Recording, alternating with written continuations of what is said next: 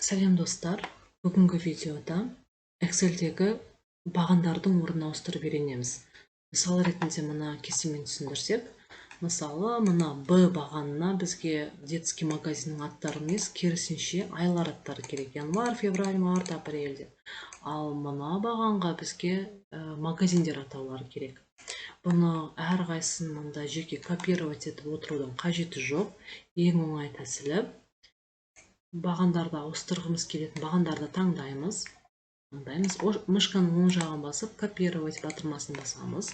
Және Excel-дің кез келген бос кеңістігіне мышканың оң жағын қойып, специальная вставканы таңдаймыз. Ішіне кірсек, ең соңында транспонировать деген бар. Транспонировать дегенді таңдап, окейді басамыз. Міне, бағанымыз осылай ауысып келді.